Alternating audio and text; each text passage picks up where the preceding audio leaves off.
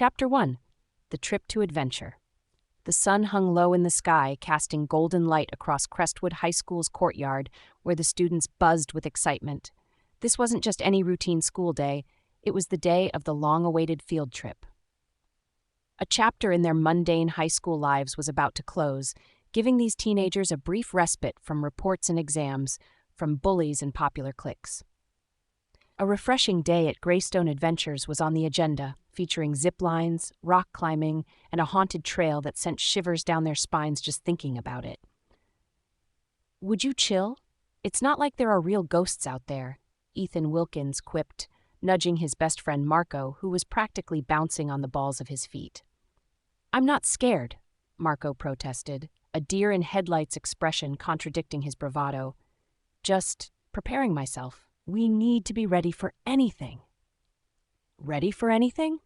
It's a glorified amusement park," Ethan chuckled, shaking his head. The two boys settled into their seats on the bus, and around them, classmates were engaged in animated chit-chat, each voice blending into a melody of youthful enthusiasm. There was Sophie, the aspiring writer, scribbling notes for her next story. Chloe and Levi were finalizing their plan for a legendary scavenger hunt that would take up the entire day. Even the jocks were unusually hyped. The entire high school's self-awareness seemed to momentarily vanish beneath the exuberance of what lay ahead. Miss Callahan, their adventurous yet sometimes forgetful history teacher, called for attention. "All right, everyone, listen up. I know you're all super excited, but we need to go over the schedule. There will be 2 hours of activities before lunch, followed by our tour of the haunted trail. Remember, stay together and have fun." Her voice held an edge of authority, tempered by the underlying joy shared by her students. Once on the bus, Marco sneaked a glance out the window, losing himself in thoughts of what awaited them. The familiar streets of Crestwood melted away into a landscape of possibilities. A couple of towns away from Greystone Adventures, the bus crested a hill, revealing a sprawling vista framed by towering trees and rocky outcrops. The air smelled of pine and adventure, sparking an electricity in the students' spirits. As they arrived at the park entrance, Chloe called out, "First one to the zip line gets bragging rights for life." "Count me in," Ethan shouted, sprinting off the bus, followed by a gaggle of students in hot pursuit. Laughter filled the air, an echo of youthful exuberance. Marco hesitated, but quickly fell into step with the crowd. It was almost impossible not to get swept up in their enthusiasm. "Do you ever think we'll make it into one of those adventure books?" Sophie mused, joining Marco as they walked toward the entrance. "Adventure books?" Marco chuckled. "You mean The Adventures of Crestwood High, The Chronicles of Overexcited Teens?" "Hey, those books are an art form. Anyone can write them, but it takes true talent to make them fascinating," Sophie retorted playfully, a smirk dancing on her lips. "And with us, I can see the epic battles now."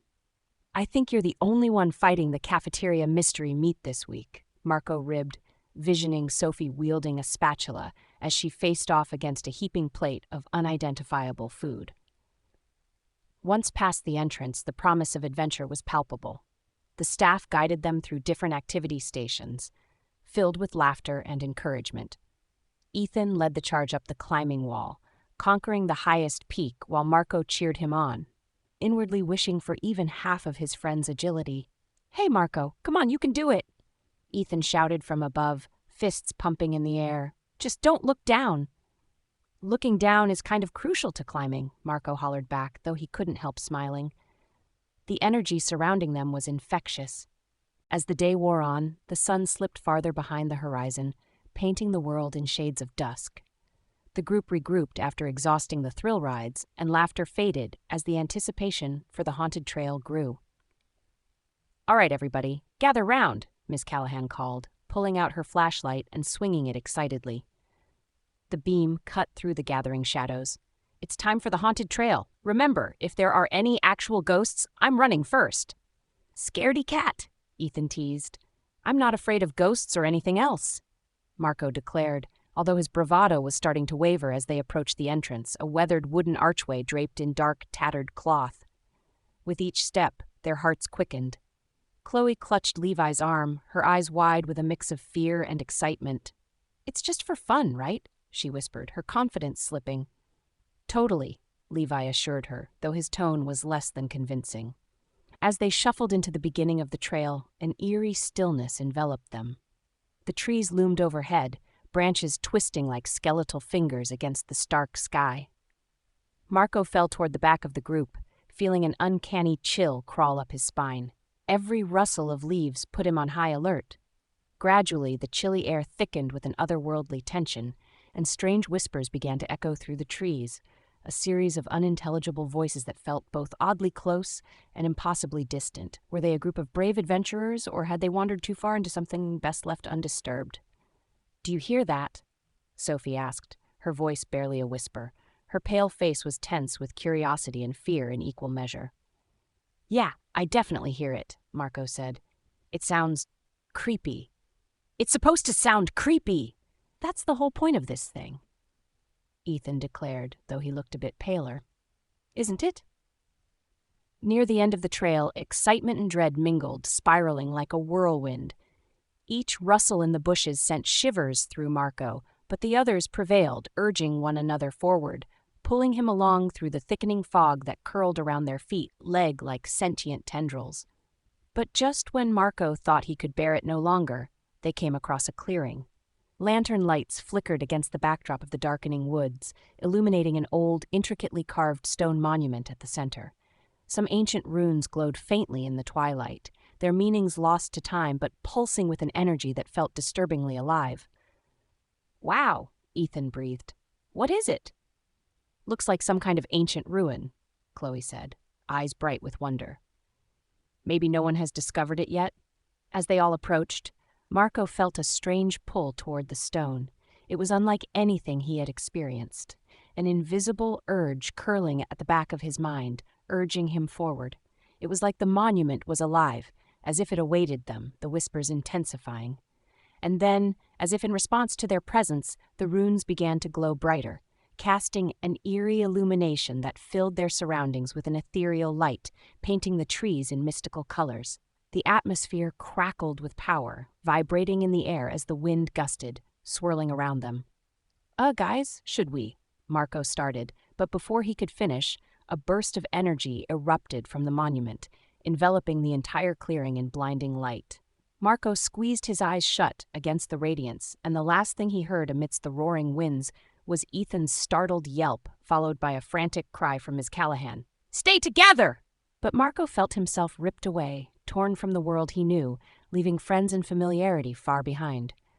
When the blinding light dissipated, Marco was no longer standing in the eerie clearing of Greystone Adventures. Wind whipped his hair around his face, but the air tasted different, saturated with something that made him breathe deeper, not fear, but exhilaration. He opened his eyes hesitantly. He was surrounded by a landscape that was impossibly vibrant. Flowers of every color imaginable bloomed in wild, sprawling gardens. A gargantuan tree with shimmering leaves towered nearby, glistening silver under a sky lit with two suns. Marco took a step forward, immense confusion battling the thrill of discovery. This wasn't Greystone Adventures. Was he dreaming? "Hello, chosen one," a soft voice chimed, breaking the silence. Marco whipped around and found a figure standing by the tree. She was a slender girl, ethereally beautiful with cascading waves of hair that sparkled like starlight, wearing a dress that shimmered like mists at dawn. "Welcome to Everglen. You have been chosen for greatness." "Chosen? What do you mean? Where am I?"